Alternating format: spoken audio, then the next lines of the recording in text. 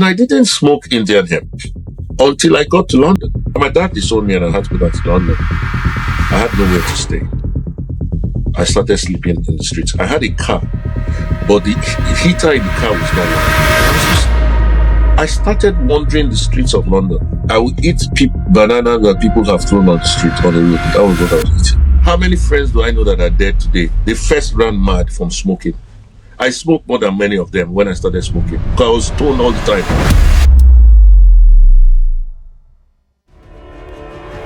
From the very beginning, the story of Mazino Abraham was never supposed to end in a police cell.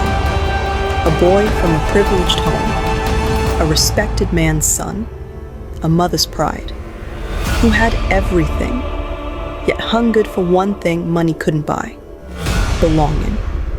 The moment he stepped onto that university campus, something was already waiting for him. A brotherhood, a grip that tightened slowly, then all at once, until one night in the forest, a man lay dying in his car, and the life he thought he was building began to collapse. This is where it all started.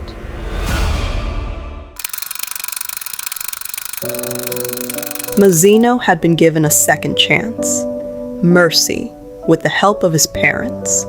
His mother was praying. His father made sure he did all that was needed for a better life. In no time, he was on a plane to England, away from the darkness, away from the oaths, away from the blood. A fresh start. Again, like I said, my parents wanted me out of Nigeria. I felt this guy is going to throw away his life. You have so much. I kept hearing that every time, you have so much going for you. You don't know what you're doing. Go and make new friends. This is your last opportunity, and so on and so forth. So my parents said, you know what, just go to the UK. You have too many bad friends here. You're not getting any better, so on and so forth. So that was how I moved to the UK, and I went to school in the UK. Remember, all this while I myself am crying to God, and I'm saying, God, if you get me out of this, I will never lie. So I really wanted to change my life. And so when I moved, I left the University of Ibadan, and then I had to move to the UK. I now got into another university in the UK, United States International University. At the time, it was in a place called Bushey in Watford, Hertfordshire. And this must have been around 1989, 1990. I finally got into the university, and I was a good boy. Very good boy. My grades picked up. I started studying civil engineering. I was doing very well. I was one of the top students doing civil engineering. And I didn't take any holidays. We had what we call intersessions. So that's the break time, maybe summer holiday. I took classes during those times. I wanted to graduate quickly, and I wanted to get on with my life. But something happened again. Nigeria was behind him. The cult, the arrest, the blood, all of it behind him. In 1989, Mazino landed in England, a young man carrying the weight of a second chance. And for a while, he took his chance as well. He was doing good in London, good in school, until Mazino fell into something else again.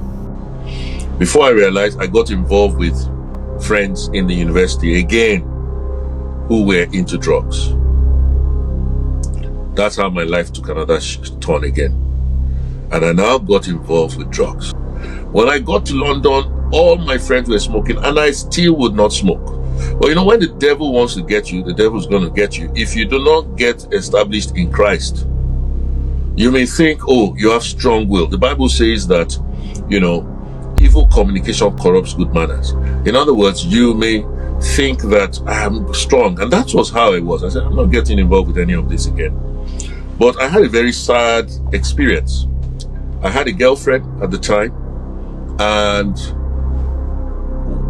one day, one of my friends called me and said, man, those days, young boys, we had pride. We had all sorts of things. Told me that somebody had gotten involved with my girlfriend, and it was all over the campus, and everybody was laughing at me, and blah, blah, blah, blah. The thing broke my heart. So this fellow who was not a drunkard, or I never drank, I remember one day I drank a whole bottle, if not more, of, I think it used to be called 3 Rings, barrel, whatever, some brandy. That I could not believe it. I called another person, he said it was true. I called her, it was devastating. The young boys, I don't look down at anybody going through what may even seem to be like a small thing, because I look back at it, it looked like it's a little thing. But that changed my life in many ways, because it did. I started smoking Indian hemp. I started sniffing cocaine. The campus in London was supposed to be a new world.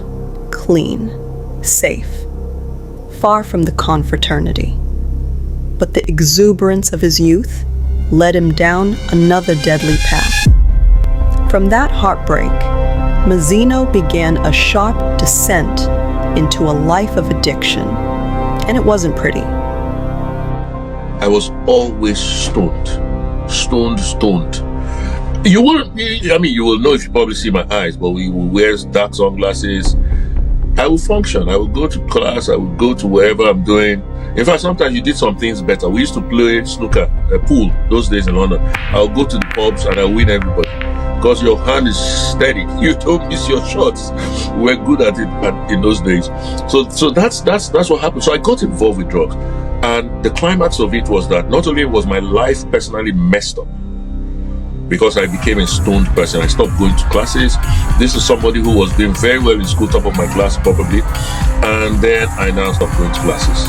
I start smoking. I forget about the prayer I made to God, because I'm always stoned. I was always organizing parties, or with people who are doing parties, and we would have orgies. It's just, again, like I said, I'm not proud of all of this. We would go to, get jam, because then also money started coming. With girls, camp them for 2-3 days, and so I didn't have time for school again. I had practically dropped out of school, and my life let me put it in a nutshell, my life became shaped in that way. In fact, there were days in London that they were in the UK, there was no smoke anywhere. All we did for the next few days is looking for smoke. We will drive to Tottenham. From Tottenham, we'll go find everybody selling there, go to Walthamstow. From Walthamstow, we'll go to Stonebridge. From Stonebridge, we'll go to Wembley. We were all over, go to Croydon, go to Brixton. Just driving from one neck of the woods to the other, looking for where to. That becomes your life when you're stoned. That's how the devil gives you work to do. I started taking LSD. LSD is a very small acid. We used to call it acid those days. And you have the face of a smiley face, and it's very tiny sheet. It's like very minuscule edge of a paper thingy, and you will lick it. We bought it. My first time trying it, I wanted to take the whole thing, and a friend told me, "Don't try it." I'm talking of a very small sheet of paper. It's not more. It's like just the size of the top of my finger here, very small. I took a quarter of it and I lost my mind. It was worse than any cocaine I had taken. One day I was in a friend's house on Edgware Road, and we were on, I can't remember, second or so floor. I remember that house is next to somewhere, I don't know if the place is still there, called Victoria Casino. An apartment, not a house. I walked out of the balcony. It was a friend of mine, he's still alive, lives in the UK. He was with me that day. He saved me, because I saw myself as Superman. And I thought I was going to fly and just walk in the air. That's the type of nonsense these things do to your brain. London had swallowed him whole. No lectures, no future, no plan. Just the next high, the next party, the next day of surviving inside a fog that felt somehow safer than the truth. He had forgotten the prayer he had made in the detention cell. He had forgotten where he came from again. He had forgotten himself. That was how the devil tried to mess up my life. My life was going down the drain. When I started distributing to my classmates, some of them were Sudanese people, some of them were from Saudi, some of them were, I had a lot of Arabs in my school. We had a lot of Arabs. a few Nigerians too. And, but there's a particular guy, I remember his name. He was Sudanese. And I had a very good Egyptian friend who used to also help me distribute. But this Sudanese guy drove out to London one day and got arrested. When he got arrested, they found the drugs on him, the heroin on him. And in London, in the UK, that was at the time called a Class A drug. If they caught you with heroin or cocaine or crack, you are in trouble. I now started asking myself, what is this? I've just come out from a mess barely 2 years ago of mafia business. Now I'm getting myself into another one now where police is because they said police now investigating because it's a type of drug, heroin and cocaine, that at the time, wherever they find somebody doing it, they don't bother people too much for hashish. But for cocaine, they would trace the source. They wanted to find out who was smuggling it into the country. So they were going down the chain. You see? So that's what happened. And so I made a covenant right there and then. When the police started, I said, no. Mazino, you don't need this. This is not your life. I remember a story my father told me when I was a young boy. He just sat me down. He said, Mazino, do you know that I used to sell fish when I was a small boy? Do you know I didn't go to primary? My dad didn't go to secondary school. In those days, people did the GCE, what they call whatever they called it at their time. That's like WAEC. They did it just reading on their own at home. That's how poor my dad's background was. And that's how he passed and got into the University of Ibadan. He used to take his friends' notes. My father had a very powerful story, a real powerful story. He was so poor, they had to borrow money from the village and from different people to send him to university. The first person in his family to go to university and get a degree. My father ended up becoming, the chief whip of the UPN in the National Assembly, Commonwealth chairman and all of that. From nothing. My father told me how that he was supposed to do so many things and he couldn't do it because the people that mattered wanted him to join certain secret societies. And he couldn't join, and he says he will not. So I said to myself, what is wrong with you, this man? You have everything going for you. I have car, I have this. Why am I getting myself? That was the point. When the police are looking for everybody, I said, that's it. For the second time in his young life, the walls were closing in. And for the second time, he made a promise to God. A promise he wasn't sure he intended to keep. But at that moment, he knew all of this wasn't how his life was meant to be. God has taken me through a lot, and I don't want you to go through that lot. It's a long time ago, and I look back at my life. I never thought I'll be married. I never thought I'll have children. I always thought I was going to die young. Because some of my friends started dying. I had no sense of future. But my dad took the decision that I would probably take if I were in his shoes. Of course, when I was younger, I didn't appreciate it then. But my dad decided that was it. He was going to disown me. I commend my father a lot, because and my mother too. Because that decision, I think, was the beginning of many things also. Because even I came to Nigeria to beg my dad, he wouldn't listen to me and just told me to spot off. So I went back to London without any money, without any. When he found out, I was a very naughty child, to be honest with you. One time, my older sister, who I grew up with, we did most things together. She said to me, I don't know if she remember, after I got born again, she said, Mazi, you were a nightmare. I was a nightmare to my family, and I don't know if someone is listening to me, and you are a nightmare to your family. I challenge you, you don't have to be. God who changed my life, Jesus who changed my life, can change yours. Mazino was homeless, broke, and disowned. In a country that didn't know his name. He didn't have much. Many things weren't working for him at the time. Then, a letter arrived. From the last person he expected. A Muslim girl, writing to tell him she had found Jesus, and that she had a peace beyond understanding. Like I said, I was in the lowest part of my life in London at the time. And then something happened one day. I felt, to go and join with a friend. This friend was actually the one who even introduced me to heroin, to selling heroin. And because I didn't want to have anything to do with that, I had kept a distance from him. But I had nowhere else to go. So I said, well, let me just try him out. Prior to that, I used to get reprieve in the sense that I would visit a friend and I might just, I would just laugh with them, play with them, eat with them. That was where I would get sometimes. Because at that time, you didn't even want people to know what you were going through. But they wouldn't allow you to stay more than a day, or you wouldn't even want to stay more than a day. You know, but so I now said, let me go to see this particular friend of mine. I was even thoughtful that, look, I hope police will not be there arresting people and stuff like that, because he was the one who supplied me with all of these things. But I had nowhere to go. And as I got there, he actually took me in. He took me in. I stayed with him for quite a while. I don't know, maybe a week or 2 weeks. And it was in the process of that so much happened in my life. I remember nobody really preached to me, but I got a letter from a friend of mine, actually my ex-girlfriend, the same lady who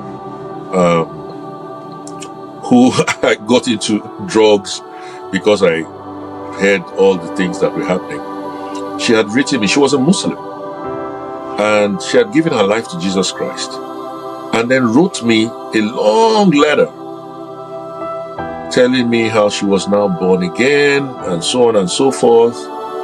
And to cut a long story short, there was a statement that for some reason stood out for me, because that was where I was at the time.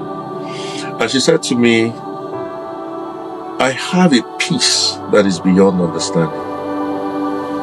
That was a paradox to me, because I couldn't understand that. How can you have a peace and you can't understand the peace that you know? It didn't make sense to me, but it was where I was. Remember, the person who wants to commit suicide and all of that, I needed that. Again, prior to that, something had happened. Prior to that, when I moved to go to some of my friends, I would have, bursts of uplifting again, in the sense that sometimes they allow me to stay for 1 or 2 days with them. We would, they would hire cars, we would go out, and it was a life of pretense. You dress like this, dress like you're wearing Gianni Versace's and what have you. I went to another friend's house and we were all in UI together. He was now born again, this particular friend, and he was married. And he wanted me to come and be like a godfather to his daughter. When I went there, I couldn't even accept it. All over, he was staying in a small, I said Airbnb. We used to call it bread and breakfast. And when I got there, you had all those days, we used to have stickers and, banners and, all these picture hangings and, scriptures, greater is he that's in me than he that's in the world. Just biblical things. Jesus is Lord. When I entered that room, the peace I experienced was just unimaginable. I've come from this messed up life. The peace I experienced. At that time, I remember this was even before I moved to my friend with who was doing drugs. I'd moved to another friend, a very good friend of mine, whose mother had just bought a house somewhere in Finchley. And so I was now staying with him, briefly for a while. And, I remember very clearly that when I went there, I broke down in tears. I left his house. He didn't know why.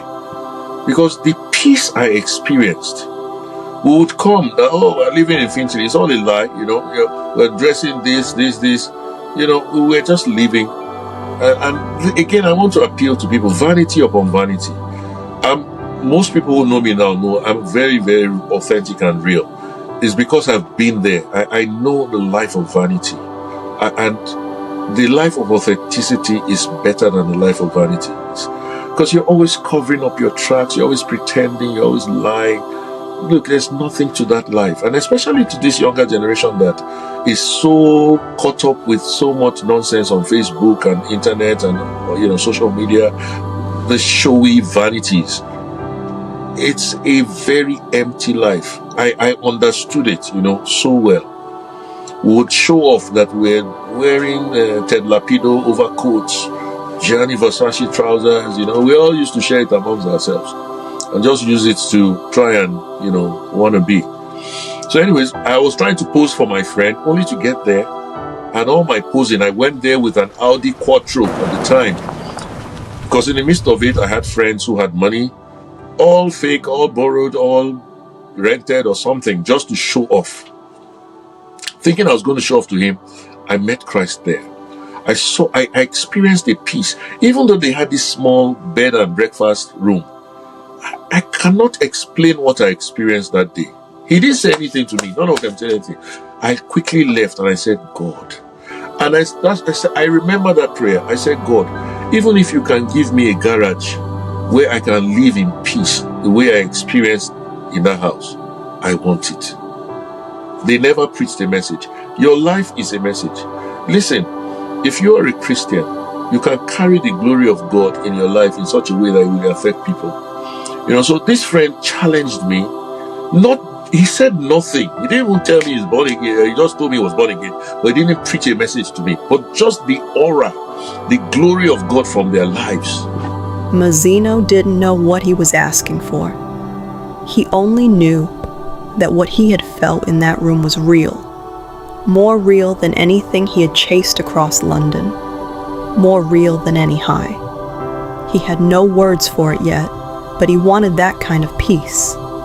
He needed it. And heaven had heard the hunger. Like I said, I now finally went to this friend's house. I remember it was in Edgware. And he had a big house, 4-bedroom house. He had not penthouse, what do you call that? The chimney, this top room that had a chimney.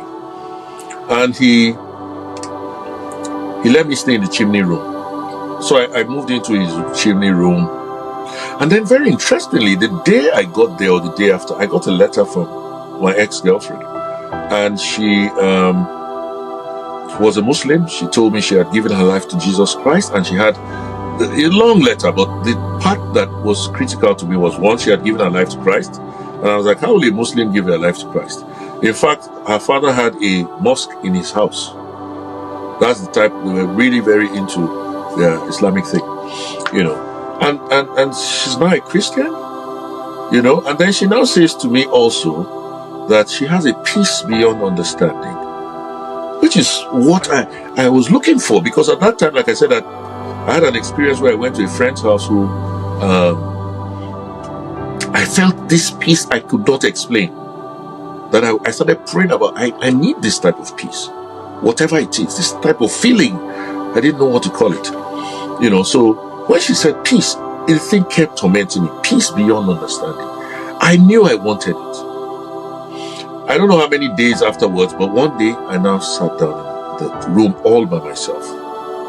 And I knelt down on the floor. I said, God, I don't know you. My mom talks about you all the time. I know my sisters are born again. I know my friends. I know some people I know that I like and they have peace and whatever. And I know what I experienced in my friend's house. If you're real, show yourself to me. I want to know you. Jesus, if you're real. Finally, Mazino submitted himself to that peace. After so much darkness, after so much back and forth, from cultism to addiction. This time it wasn't just a plea for God to take him out of a situation. This time, he asked for Jesus to give him this peace, this new life. I want to use this opportunity because I'm using my life, the mess of my life, to become a message to somebody. This was a very terrible point in my life. Don't throw your life away because of a challenge you're facing. No matter what station you are in life. This life is a very interesting thing. You have to enjoy the journey that God has given to you. I was a nightmare to my family, and I don't know if someone is listening to me and you are a nightmare to your family. I challenge you, you don't have to be. God who changed my life, Jesus who changed my life can change yours. He can change yours. And that's why anybody who tells me today that Jesus Christ is not real, it's just, I don't waste my time arguing with you. I have not, it's just, believe what you want to believe. I'm saying this to anybody who's listening today. Jesus Christ is real. My life is a message. It was turned from a mess to a message. I shouldn't be here today. In the next episode, I started seeing animals, like different things, like some like amoeba. I woke up, I was soaked, I was panting, I was scared. It was such a tormenting, when I woke up from that torment. Get your copy of When Mothers Pray and discover my unforgettable salvation story. Before I turned 21, I was completely lost and marked for destruction. But my mother refused to give up. Her relentless prayers became the weapon that rewrote my destiny and pulled me from the darkness. This book is living proof that no child is too far gone for a God who answers prayer. Parents, don't surrender. Heaven moves when mothers pray. Order yours today at MazinoAbraham.com. Looking for a quick boost of spiritual encouragement? Make sure to watch Verse Inspirations right here on this YouTube channel. With new devotional episodes dropping every Monday and Friday, it's the perfect way to build your faith, find clarity, and stay spiritually grounded throughout your week. Also, if you have a powerful testimony of God's transforming grace, we want to hear from you. Share your story on Mess2Message by emailing info@MazinoAbraham.com. And finally, if you are an experienced Christian counselor with a heart to guide and support fellow believers, we'd love to connect. Send an email to support@MazinoAbraham.com